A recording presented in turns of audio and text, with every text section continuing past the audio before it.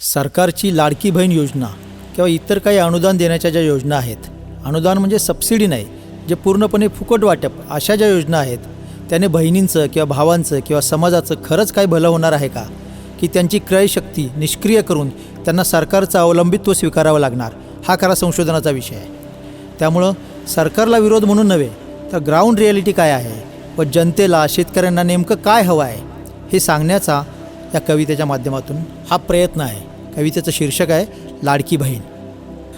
बहिणींच्या खात्यावर 1,500, बहिणींच्या खात्यावर 1,500, सरकारी तिजोरीवर मोठा भार, वर्षाकाठी कोटी 46,000, महागाई वाढत चालली आहे फार. निवडणुकीत नेते हिंडले दारोदार, कारण लढाई होती आरपार. विचार करायचा होता सारासार, कोणाची जीत तर कोणाची हार. बहिणींनी घातला पुन्हा त्यांच्याच गळ्यात हार, बहिणींनी घातला पुन्हा त्यांच्याच गळ्यात हार, आणि पुन्हा मोहाला बळी पडली ही नार. फुकटच्या वाटपाचा बघा कसा पडतो मार, आणि महागाईने आता जनता होते बेजार. राज्यात लाखो जण आहेत सुशिक्षित बेरोजगार, नाकर्तेपणाचा त्यांच्यावर रोज होई वार. फुकट नको काही म्हणे उघड नोकरीचं दार, म्हणून फुकटच्या अशा योजनांवर तो खाई खार. अशात टॅक्स पेयर्सचे हाल होत आहेत फार. टॅक्स भरून भरून तो झाला आहे बेजार. प्रगतीच्या कार्याला असतो त्याचा नेहमी हातभार, पण निवडणुकींच्या अशा जुमल्याने तोही हतबल फार. अरे फुकट काय वाटता, पायावर उभी करा ही नार, समर्थ सक्षम बनवा तिला, झेलण्यास कसलेही वार. घरात डांबू नका तिला, देऊन रुपये 1,500, जाऊ दे की तिच्या कर्तृत्वाचा झेंडा अगदी अटके पार.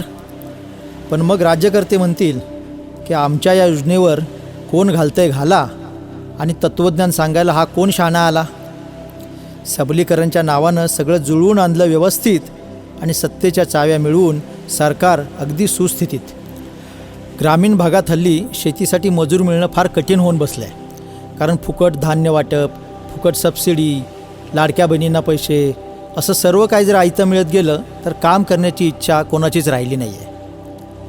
त्यामुळंच हेतू तुमचा काय हे तुम्हालाच ठाऊक, हेतू तुमचा काय हे तुम्हालाच ठाऊक, पण 1,500 पगाराच्या तुम्ही करणार बेरोजगार बहिणी घाऊक. कल्याण करायचं त्यांचं तर द्या रोजगाराची हमी, कल्याण करायचं त्यांचं तर द्या रोजगाराची हमी.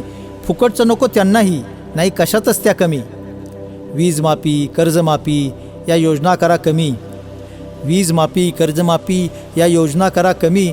शेतमालाला चांगला भाव द्या, शेतकऱ्याला याची हमी. कारखान्यांसारखी त्यालाही द्या की 24 तास वीज, कारखान्यांसारखी त्यालाही द्या की 24 तास वीज. पाण्यासाठी रात्री थंडी वाऱ्यात नको म्हणा, घरी बायकोपुरात जाऊन नीज. राजा म्हणून वागा त्याच्याशी, राजा म्हणून वागा त्याच्याशी, उपकाराचा धनी नको, आणि राज्य करा माझ्या शिवबासारखं, कारभार मुघलांसारखा नको.